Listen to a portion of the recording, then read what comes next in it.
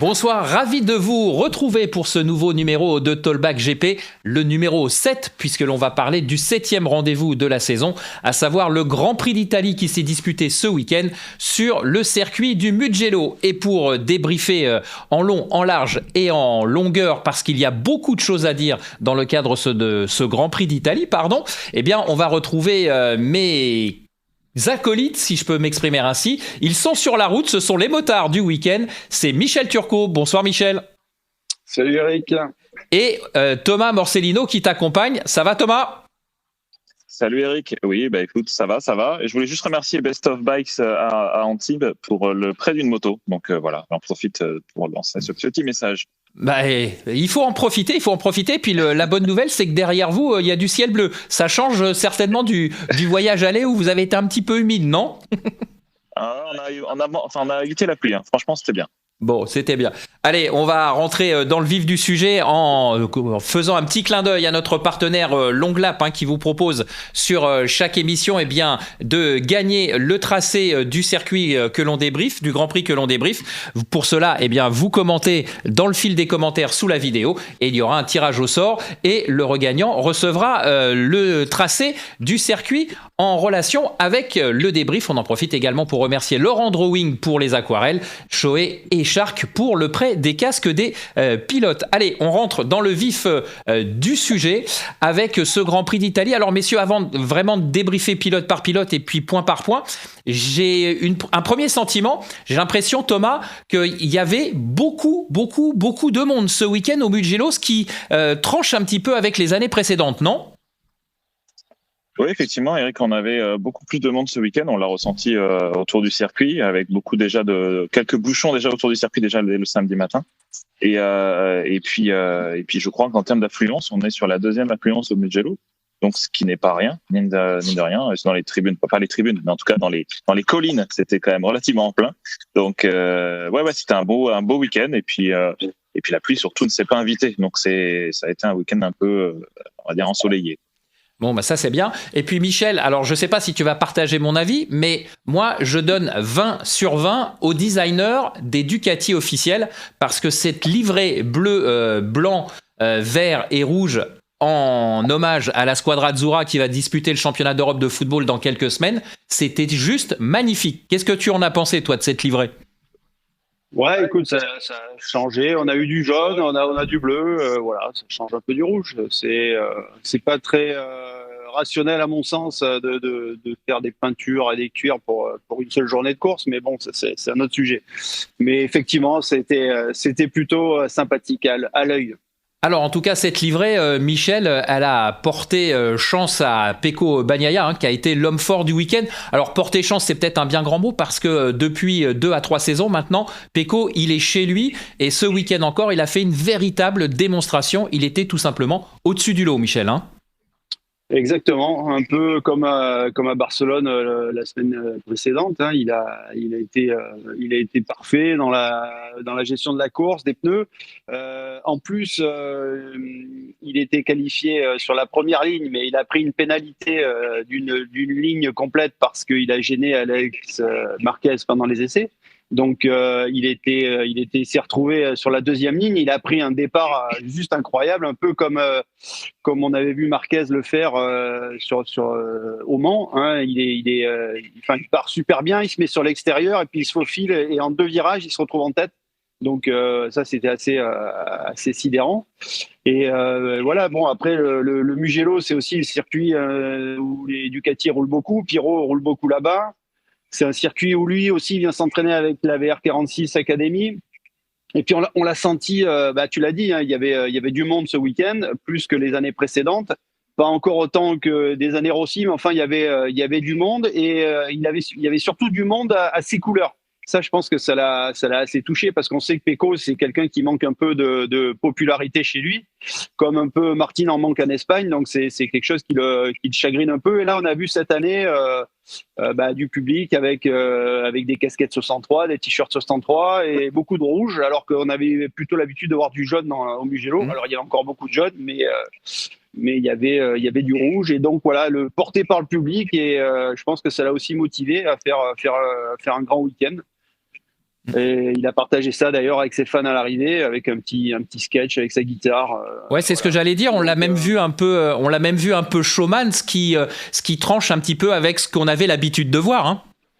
Ouais, c'est vrai. Ouais. Donc voilà, bon, c'était, il y a une belle communion à la fin et le public, parce que maintenant on a le public qui vient sur la piste aussi à chaque podium avec un DJ qui anime tout ça. Donc c'était plutôt sympa à l'arrivée, ouais. Thomas, les statistiques, hein, elles parlent vraiment pour Pecco Bagnaia au Mugello, hein, on le disait, parce que depuis la période post-Covid, depuis qu'on est venu au Mugello, à part la chute en 2021, comme Michel le disait, à chaque fois, il fait carton plein. Hein. L'année dernière, il avait fait le doublé, plus la pole, plus le record du tour. Cette année, il est pas loin aussi du sans faute. Oui, effectivement, à part, comme disait Michel, hein, juste rappeler le fait que voilà, même s'il fait une première ligne, il partait de la deuxième ligne, mais ouais, carrément. Ce week-end, il était sous contrôle du début à la fin. On le voyait en course, il gardait quand même un écart, même s'il n'était pas si énorme que ça sur Martin ou sur Bastianini. Donc c'était une très belle course, très très belle course. Ouais, il l'a bien géré parce que sur la fin, il a été capable de remettre un petit coup de collier pour vraiment se mettre à l'abri et montrer qui était le patron en quelque sorte. Il a fait un petit peu d'intox. Alors, on va passer assez vite maintenant sur son coéquipier, Enea Bastianini, parce que Enea Bastianini, il a fait lui aussi une super course. Alors Michel, est-ce que ça rentre aussi dans ce que tu viens d'expliquer, c'est-à-dire que le Mugello, c'est un circuit d'essai Ducati, ils sont chez eux, Bastianini, il a besoin de se montrer. En tout cas, là, il a fait une superbe performance. Et puis, en doublant Martin et Marquez dans les 2 derniers tours, il permet surtout de s'intercaler entre Pecco et Martin et de fait, d'engranger des points supplémentaires pour Bagnaia. Oui, parfait. Enfin, course, c'est vrai qu'on parlait de la couleur, la couleur des Azzurri choisie par Ducati, et c'est vrai que bon, l'idée c'était de supporter, tu l'as dit, l'équipe de foot italienne pour l'Euro et également les équipes nationales qui seront présentes aux Jeux Olympiques. Donc voilà, bon là, ils pouvaient pas rêver mieux que d'avoir un et deux à l'arrivée. Alors Bastianini, depuis le début de l'année, il est quand même là, même s'il est un poil en retrait, on va dire peut-être un peu moins brillant que ne le sont les 3 pilotes qu'on retrouve habituellement sur le podium, c'est-à-dire Bagnaia, Martin et Marquez. Il est dans le coup, il est pas loin, donc voilà, là chez lui, il a encore une fois fait une fin de course magnifique. On sait que c'est sa spécialité. C'est dommage qu'il ait un peu dormi sur la première partie de la course parce que peut-être qu'il aurait pu aller chercher, il aurait pu se battre avec Pecco, même s'il a dit que Pecco avait toujours quelque chose en plus sur ce circuit. En tout cas, la fin de course, elle est assez exceptionnelle parce qu'il fait des chronos dans les derniers tours. Et d'ailleurs, Marquez, qu'il avait doublé, se fait reprendre avant qu'il aille chercher Martin. Et Marquez a dit, quand il m'a doublé, j'avais l'impression que c'était arrêté, qu'il avait passé un pneu neuf. Donc, tellement il y avait une diff, il avait une motricité incroyable en fin de course. Donc il a été encore très très fort pour gérer son pneu arrière. Mais c'est vrai, petit bémol, on se dit s'il avait été peut-être un peu plus vif sur la première partie, alors peut-être qu'il aurait été moins vif à la fin, mais voilà. Ouais. Il a manqué peut-être un truc en début de course pour qu'il puisse rester avec Pecco peut-être plus longtemps. Et surtout, c'est une bonne revanche sur la course sprint, hein, parce que malheureusement, il a été, on va pas dire percuté, mais en tout cas, il y a eu un petit contact avec Martin, et du coup, il est parti à la faute. Donc voilà, c'est une belle revanche sur cette on va dire contre-performance. Je sais pas si on peut dire ça, mais sur cette déconvenue de la veille. Ouais. Alors. Là, messieurs, on va rester sur l'équipe Ducati officielle quelques instants parce qu'il y a eu énormément de rumeurs, il y a eu énormément de bruit, ça on va en reparler aussi tout au long de l'émission en fonction des chapitres. Mais maintenant, la question, est-ce que cette performance peut faire que Enea Bastianini renverse la tendance au dernier moment et qu'il conserve son guidon, ou est-ce que de toute façon c'est d'ores et déjà terminé pour lui, puisqu'on a annoncé plein de choses autour de Ducati ce week-end, on va y revenir. Mais d'abord, votre avis sur Enea Bastianini par rapport à son guidon 2025? Bon, pour moi, il restera pas chez Ducati, même s'il a fait une belle course hier. Voilà, on l'a dit, il est quand même Enea, il est quand même un poil en retrait des 3 autres. Donc voilà, c'est sa 2e année, même si l'an dernier il n'a pas eu de chance, il s'est blessé, on connaît l'histoire. Voilà, je pense qu'il est temps, il est temps de changer des choses dans l'équipe officielle. En tout cas, la volonté elle est là. On a Martin qui est aujourd'hui un ton au-dessus, qui est en tout cas qui est l'égal de Pecco aujourd'hui. Voilà, donc a priori, ça sera Martin qui sera annoncé dans les semaines, voire les jours prochains. Mais pour moi, Bastianini, il est plus dans la course. Thomas, c'est pareil pour toi, évidemment, tu partages cet avis-là. Quelle piste il aurait alors à ce moment-là, Bastianini? Bah, écoute, de ce que je sais, il y a des bonnes discussions avec KTM. Ça pourrait être un pilote Tech 3 l'année prochaine. D'accord. Ah oui. Mais il y a également aussi il y a toujours Aprilia. des discussions aussi avec Aprilia. Donc pour moi, ça sera soit chez Tech 3, soit chez Aprilia. Ouais, parce que Thomas, on le répète, mais Aprilia, ils ont quand même mis en avant le fait que maintenant, ils aimeraient bien.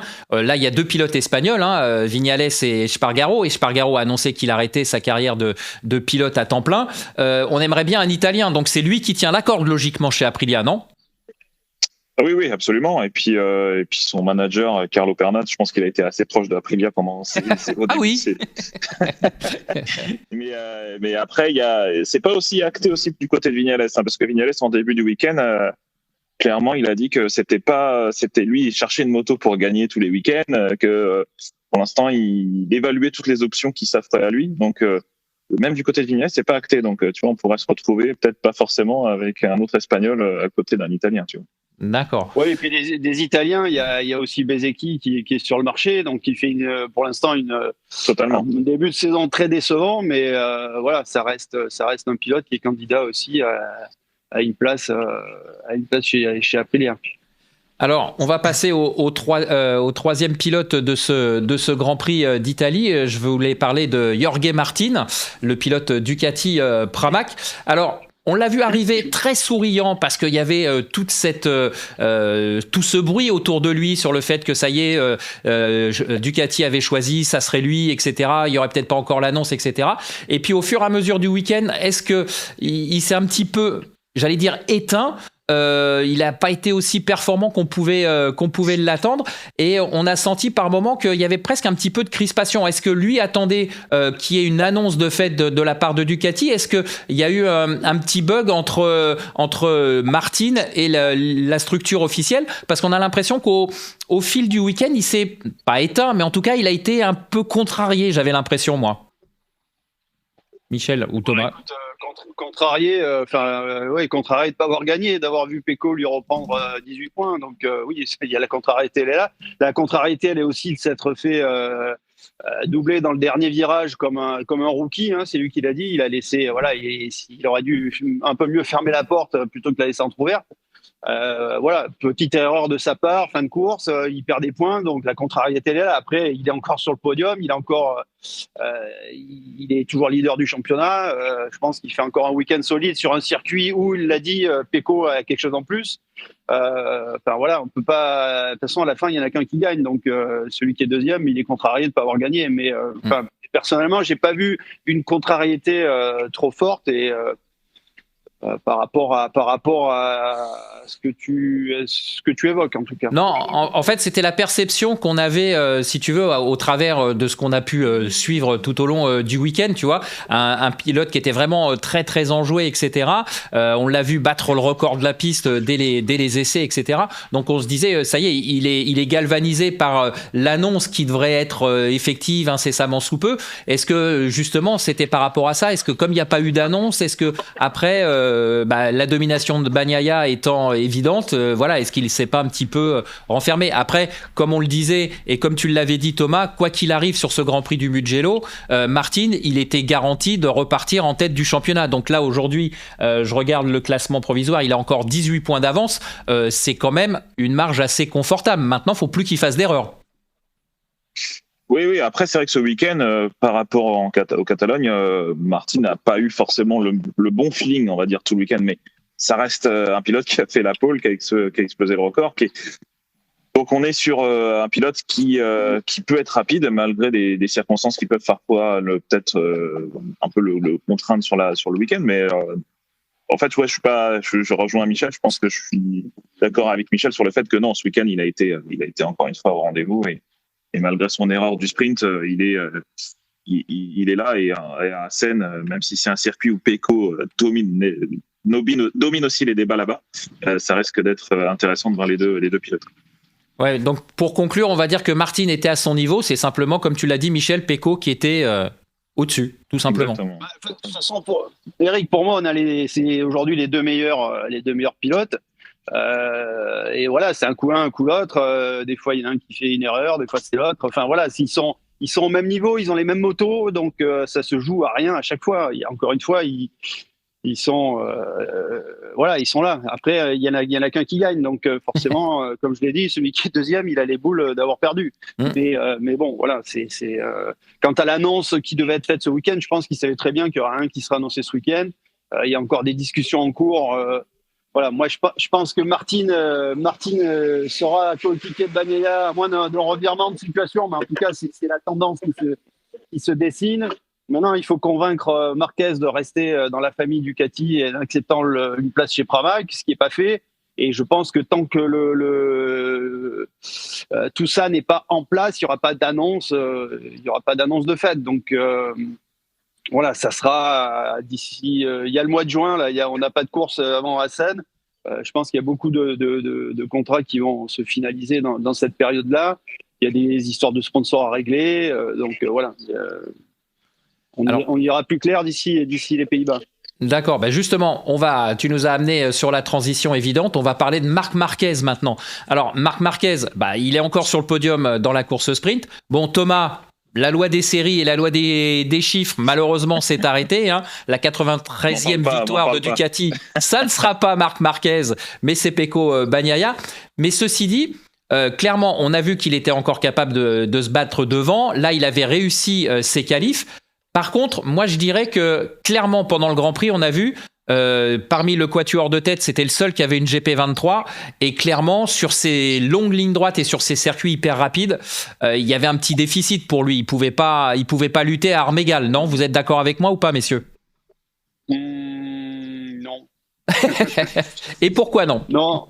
Non, parce que si j'en crois Martin, pour lui la GP23 était un peu mieux en termes de maniabilité dans les chicanes assez rapides.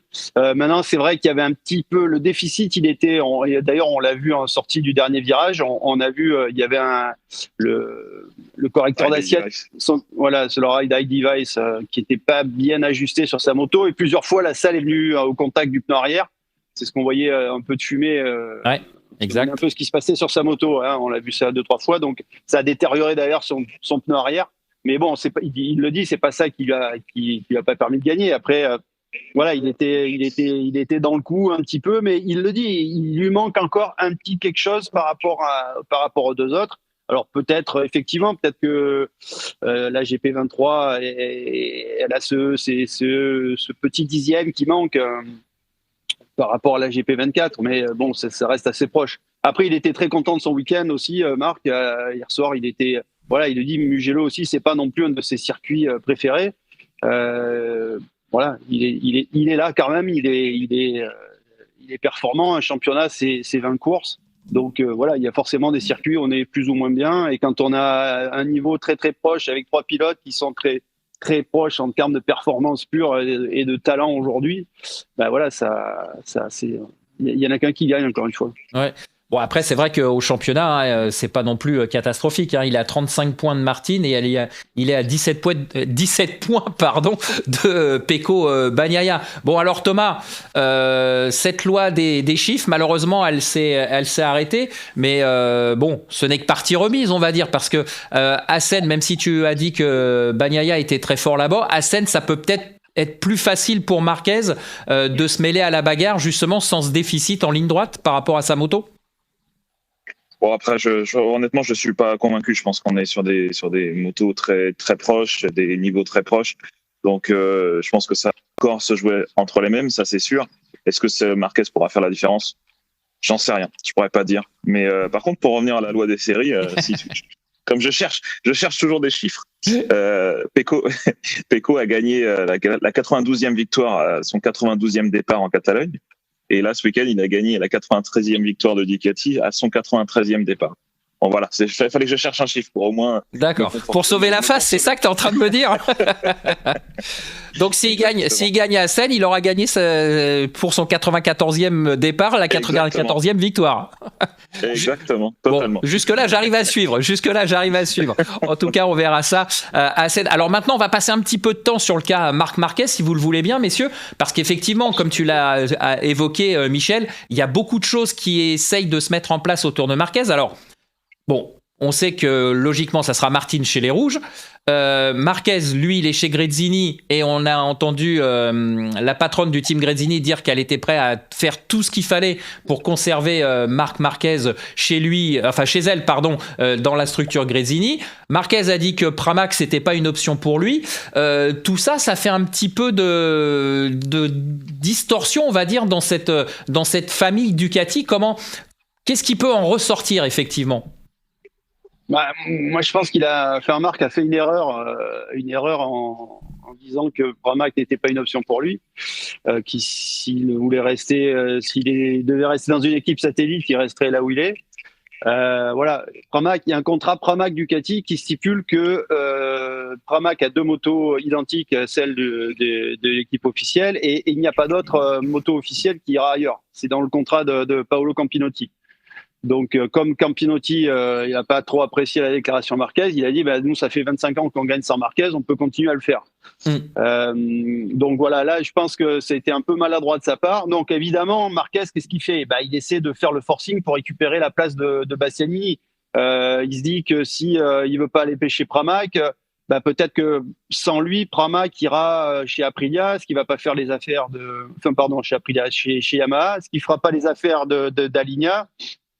Et donc, il essaie de forcer un peu le destin pour être choisi à la place de Martin.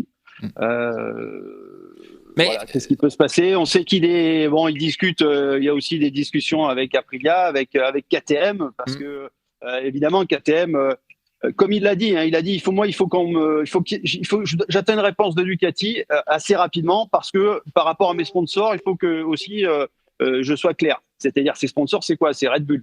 Oui, s'il va chez Ducati, il doit abandonner Red Bull parce que Ducati a Monster comme partenaire. Donc voilà, après Red Bull, c'est chez KTM. Donc est-ce qu'on ne le retrouverait pas l'année prochaine avec Acosta dans l'équipe KTM? C'est pas non plus totalement exclu. Même si dans l'idée, il a envie d'avoir une Ducati parce que il sait qu'aujourd'hui, c'est la moto peut-être la plus aboutie. Et il sait aussi que c'est une moto, voilà, il aura passé 1 an à la prendre. À la comprendre. Donc le temps passe, il aura 32 ans l'année prochaine, il sait que s'il veut gagner un titre de plus, il faut pas trop traîner. Donc il aimerait pouvoir continuer avec cette moto, mais que cette année de transition soit pas une année entre guillemets perdue par rapport au fait s'il devait changer de marque. Maintenant, concrètement, Michel, oui ou non, on a entendu que pendant le week-end, Pramac avait été confirmé chez Ducati pour 2 saisons supplémentaires, donc avec les mêmes motos que le team officiel. Ça, c'est sûr. Pramac va disposer de Ducati. Non, il y a rien. Le contrat est pas signé pour l'instant. C'est Borseuil qui a dit qu'il resterait. C'est Borseuil, directeur sportif et team manager de l'équipe Pramac, a dit qu'il serait encore Ducati l'année prochaine, mais Campinotti n'a pas confirmé ça. Donc. D'accord, donc pour l'instant, c'est pas officiel. Pramac, pour l'instant, et Ducati, c'est pas officiel. Il y a pas de contrat, à ma connaissance, il n'y a pas de contrat signé, et Campinotti l'a bien dit, pour l'instant, il y a rien n'est décidé pour l'année prochaine. Donc, même si la volonté, elle est... je pense que la volonté, elle serait de rester avec Ducati et d'avoir Marquez, parce que ça serait aussi un formidable coup de projecteur sur l'équipe. On voit bien avec Gresini aujourd'hui, donc voilà. Alors justement, Gresini, parce que ça aussi, on a eu des échos, il y a eu des rumeurs, etc.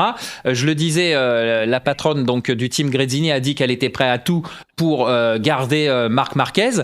Et on a des brides d'informations que peut-être Ducati pourrait quand même fournir une 5e moto officielle pour Marc Marquez. Vrai ou faux? Comme je te l'ai dit, Eric, moi de ce que je sais, il y a un contrat, le contrat Pramac stipule que il y a les motos d'usine qui sont pas dans les 2 motos. Il y a 2 motos d'usine qui doivent être dans un team satellite et le contrat stipule que c'est pour Pramac. Donc a pas de possibilité. Donner une 5e moto à Grésini, ça veut dire que le contrat de Pramac est caduc. Donc, et ben, est-ce que justement, c'est pas pour ça que c'est pas encore officiel, c'est pas encore signé? Est-ce qu'il y aurait pas encore des tractations pour trouver une porte de sortie pour que tout le monde soit content? Dans ce cas-là, Pramac ira chez Yamaha et il y aura peut-être une moto chez Grésini et peut-être une moto chez R46. D'accord. Ok, ouais, donc ça pourrait être le cas de figure. C'est-à-dire que si Pramac n'est pas content de la proposition de Ducati et notamment de cette 5e moto, on peut aller chez Yamaha et à ce moment-là répartir les 2 dernières motos officielles sur deux structures. Ça serait éventuellement le cas de figure possible. Pourquoi pas, à moins que pour finir, Pramac ait des conditions financières particulières, c'est-à-dire qu'on lui fasse une méga ristourne pour qu'il accepte d'avoir qu'une moto sans Marquez. C'est pas non plus complètement exclu, mais en tout cas c'est pas la volonté de Campinotti actuellement. D'accord. Juste un dernier mot sur Pramac. Morbidelli restera pas. Qu'est-ce que ça va apporter pour lui? Parce que on l'a vu au Mugello, il a retrouvé un petit depuis Barcelone aussi, il remonte un petit peu on va dire en température. Au Mugello, il a fait encore une belle course. Est-ce qu'il est en train de reprendre du poil de la bête et est-ce qu'il pourrait conserver son guidon chez Pramac? Je crois pas du tout. Moi non plus. Je pense qu'il y a quand même quelques pilotes qui sont mal engagés pour la suite. Augusto Fernandez chez GasGas, Jack Mir chez KTM, Morbidelli. Puis il y a Aldeguer, non, qui a signé avec Ducati aussi, faut pas l'oublier. Ouais, aussi. D'accord. Bon. En tout cas, il va y avoir encore un petit peu de discussion, comme tu le disais, Michel, puisque avec l'annulation du Grand Prix, enfin le report du Grand Prix du Kazakhstan à la place du Grand Prix d'Inde, du coup le mois de juin va être un petit peu moins chargé. Donc il va y avoir beaucoup de discussions dans la coulisse. Et justement, on parlait aussi du pilote qu'on va aborder maintenant, c'est-à-dire Pedro Acosta, le pilote GasGas. Donc là, par contre, ça c'est sûr, il y a eu une annonce ce week-end. Pedro Acosta, l'année prochaine, bon, c'était pas non plus une grosse surprise, sera officiel KTM aux côtés de Brad Binder, en principe, j'ai envie de dire, Thomas. Oui, c'est Brad Binder, de toute façon, a signé jusqu'en 2026, donc ça c'est sûr.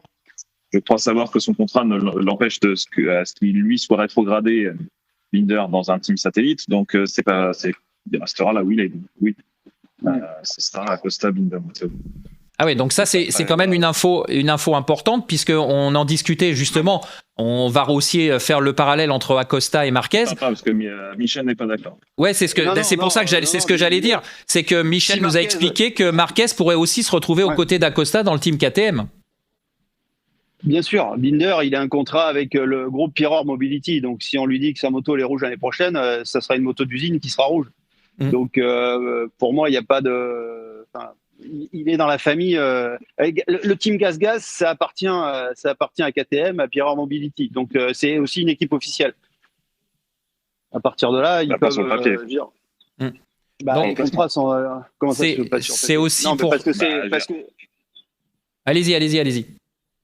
Non, mais je dis au classement, ça reste un team indépendant. Oui, au classement, c'est un team indépendant, mais comme dit Michel. Comme dit Michel, il a les mêmes moyens. C'est globalement la même situation que chez Ducati avec Pramac et le team officiel. On est d'accord? Oui, totalement.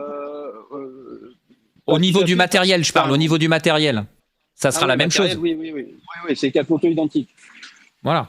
Donc Acosta, il a encore fait on va dire un bon week-end, un week-end solide en course sprint. Il monte encore une fois sur le podium, il récupère une médaille de bronze. Sur le Grand Prix, ça a été un petit peu plus difficile. Mais je pense que, je sais pas si vous allez être d'accord avec moi, je pense qu'il avait quand même un peu de pression. Il fallait absolument qu'il termine cette course. Vous serez d'accord avec moi parce que il avait 2 résultats blancs à Barcelone au Grand Prix de France. Là, il fallait vraiment qu'il aille au bout de ce Grand Prix. Alors cette 5e position, on a vu, il a pas pu lutter avec Marquez et les 4 Ducati qui étaient devant.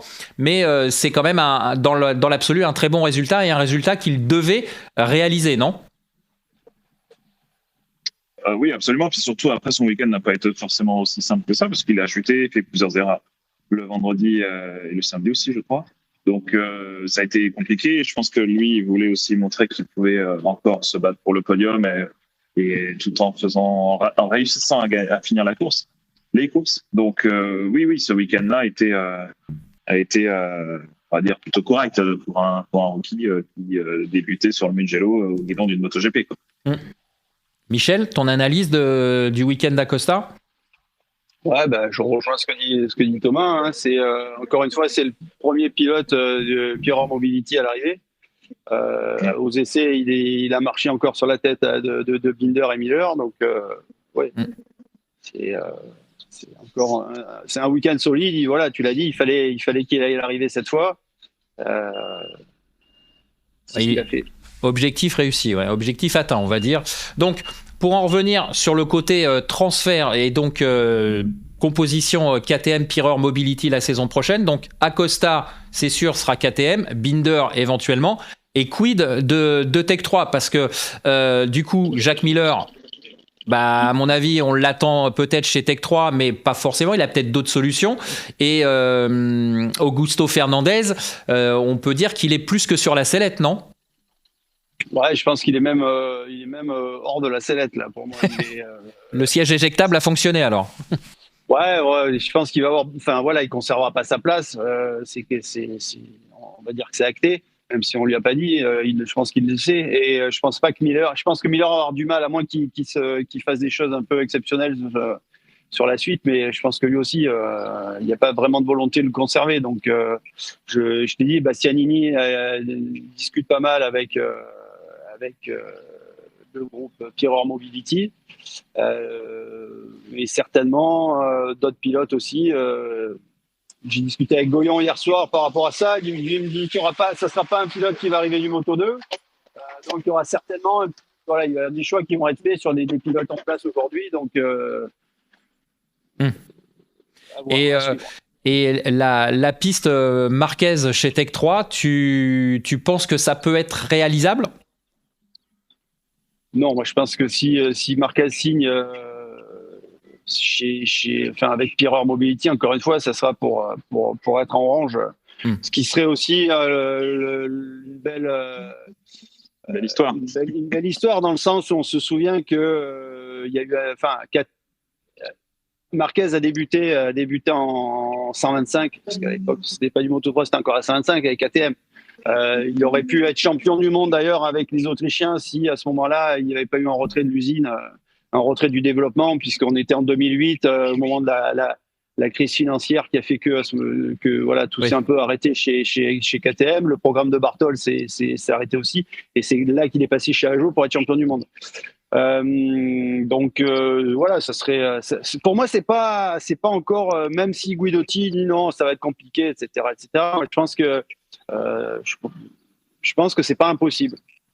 C'est pas impossible. Je pense que je vois davantage si Marquez se dit qu'il n'est pas content de ce qu'on lui propose chez Ducati, je le vois plus aller chez KTM que d'aller chez Aprilia. Mais bon, c'est mon avis. Donc, du coup, Thomas, toi qui es quand même aussi sur les statistiques, sur les pilotes qui viennent du Moto 2, du Moto 3 et qui suit comme ça, Tech 3, on va dire, ça va faire peau neuve. Hein. Acosta s'en va, Fernandez sera pas conservé, Miller très peu de chances d'arriver. Qui chez Tech 3 du coup? Comme dit Michel, apparemment il y aura pas de pilote Moto 2 qui monterait, à part effectivement peut-être un retournement de situation, mais encore une fois, là honnêtement je vois pas qui pourrait aller chez Tech 3. Je sais pas. Hormis Binder, probablement, c'est Michel. Mais... Donc il va y avoir des places à prendre dans le groupe Pireur Mobility, ça c'est clair. Messieurs, on va passer au chapitre suivant, et le chapitre c'est pas forcément le plus glorieux et le plus réjouissant. On va parler de nos Français via les performances des constructeurs japonais, à savoir Yamaha et Honda. On avait eu il y a 15 jours, 3 semaines des échos comme quoi ça s'était bien passé au Mugello pendant les tests, que à Barcelone avec les problèmes de grippe de la piste on n'avait pas pu s'en rendre compte.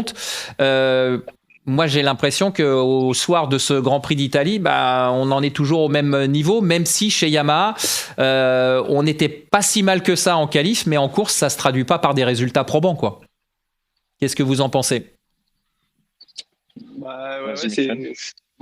C'est ça, effectivement. Le problème, c'est que le niveau, alors il y a peut-être des progrès, des petits progrès chez les Japonais, mais le problème, c'est qu'il y a des gros progrès toujours chez les Européens. Donc là, hier, la course, ça a été 25 secondes plus vite que les années passées. C'est-à-dire qu'en gros, ils ont gagné une seconde au tour. Oui.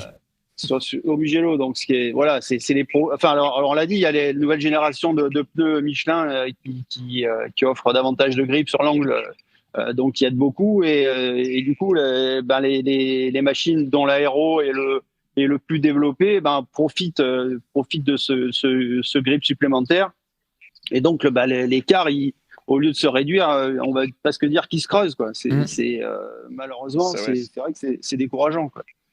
Sachant que le gros problème pour les deux usines japonaises, c'est vraiment le mot qui revient, c'est turning, quoi. C'est que les motos ne tournent pas ou moins bien que justement leurs opposantes européennes, quoi. Donc du coup, c'est vrai que c'est ce que ressent Zarco. Zarco, il a encore répété qu'il n'arrive pas à faire tourner cette Honda. Une fois qu'elle est sur l'angle et qu'il arrive à bien la poser, ça c'est bon. Mais par contre, la faire tourner, c'est compliqué. Donc sur les changements de direction, c'est compliqué.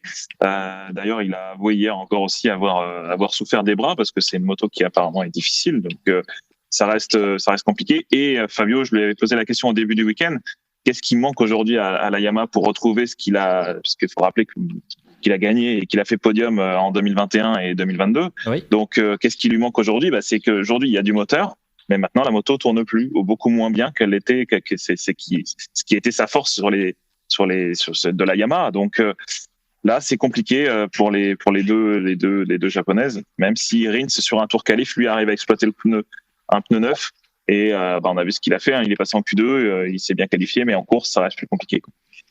On en parlait aussi de la stratégie de Fabio aussi pendant les qualifs, de toujours partir en décalé et partir en dernier. Et encore une fois, pendant les qualifs, là, il y a eu des drapeaux jaunes et il s'est fait un petit peu piéger. Après, quand on regarde le résultat du Grand Prix, ça fait quand même mal, hein. 15 Rins, Quartararo 18, Zarco 19, Marini 20, abandon pour Mir sur chute et abandon sur chute également pour Nakagami. Donc on a l'impression qu'on va pas sortir du tunnel et pour la première fois on a même senti Johan un peu agacé, hein, pour pas dire autre chose.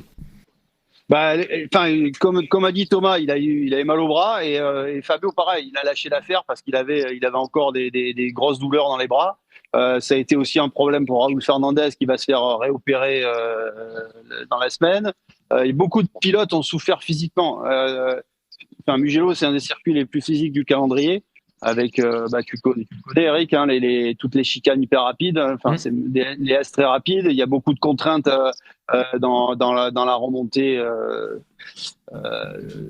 derrière dans l'Arrabiata. Merci Thomas. Et voilà, physiquement c'est un circuit très dur et avec des motos qui vont de plus en plus vite en virage. Qui mettent en contrainte. Beaucoup de pilotes ont été très très très limites, quoi. Bon, en tout cas, alors que juste pour dire un truc, justement, par contre, à l'inverse de Marquez qui lui à son débrief dit que il va bien, son bras droit va bien, il se sent bien, physiquement il va mieux, donc voilà, lui, contrairement aux autres pilotes avec lesquels il avait discuté, qui disaient qu'il était fatigué, lui ça allait physiquement, apparemment. Alors, juste pour terminer sur les Japonais, on sait qu'aujourd'hui, il y avait des tests. Alors, pour l'instant, il n'y a pas beaucoup d'informations qui sont remontées, hein, sur cette journée de test. Mais en amont, est-ce que vous avez eu des infos sur ce qui allait normalement être testé aujourd'hui? Parce qu'au bout d'un moment, elle tourne pas. On a beau mettre un aileron par-ci, un aileron par-là. Il faut peut-être revoir un peu plus profondément la conception de la machine, voir un nouveau cadre ou quelque chose comme ça, non? Vous avez des infos sur ce qui devait être testé aujourd'hui avant qu'on ait des informations sur la Yamaha ou sur la Honda? Il y a toujours tout un tas de choses à tester. Voilà, il y a des nouveaux moteurs aussi qui sont dans les tuyaux. Parce qu'une moto qui tourne pas, ça peut aussi venir de sa conception moteur. C'est d'ailleurs ce que pensent pas mal d'ingénieurs aujourd'hui. dans les deux équipes. Voilà. Après, dans le détail, qu'est-ce qui va être testé aujourd'hui? Ouais. Je ne sais pas s'il y aura des choses très différentes de ce qui a été testé la semaine dernière ou il y a 15 jours. C'est aussi on fabrique pas des moteurs comme ça du jour au lendemain, quoi. Quand tu dis la conception, il y aura des nouveaux pneus testés par contre, les nouveaux pneus 2025, ça c'est pour Michelin. Mais tiens, justement Thomas, toi qui t'intéresse aussi fortement à la technique, quand on dit la conception moteur qui pourrait apporter un peu plus de turning, pourquoi qu'est-ce qui fait que, en fait, si on revoit la conception du moteur, moi j'aurais presque envie de dire, si elle tourne pas la moto, faudrait plutôt revoir le châssis, c'est-à-dire le cadre, l'angle de colonne, des choses comme ça. Pourquoi le moteur peut influer sur ce problème de turning? Après, ça peut être lié aux vibrations. Vas-y, Michel.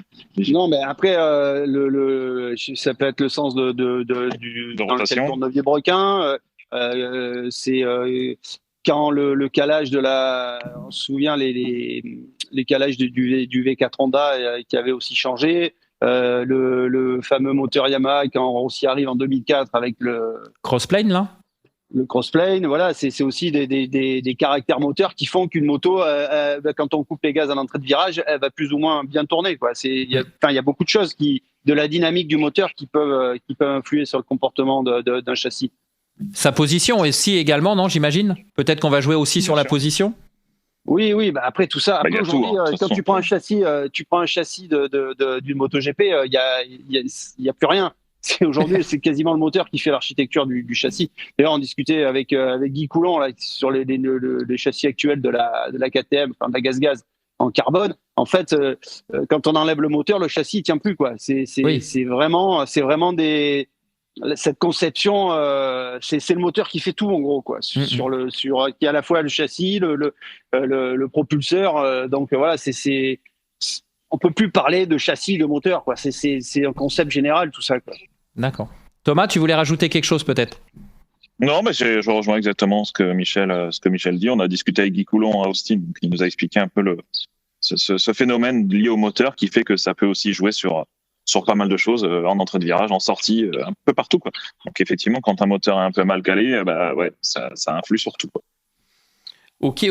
Bon, écoutez, messieurs, merci pour ce débrief. On va se quitter sur ces mots. On va vous laisser reprendre la route parce que vous avez encore Vous êtes à quel niveau là, au niveau vous êtes toujours en Italie là, hein? Ah oui. Oui. Bon, on va vous laisser reprendre la route. Michel, au guidon de ton scrambler Ducati. Thomas, au guidon de cette Versys Kawasaki qui a été prêtée par Best of Bike. On remercie encore une fois Fred Kositarski de t'avoir facilité cette mise à disposition.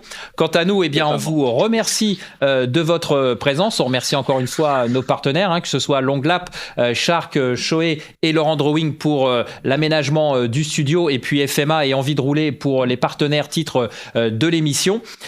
On va se quitter. On vous donne rendez-vous la semaine prochaine parce que la semaine prochaine, il y aura une émission spéciale Talkback GP FIM EWC qui sera consacrée aux 8 heures de Spa. Voilà, on se quitte sur ces quelques mots.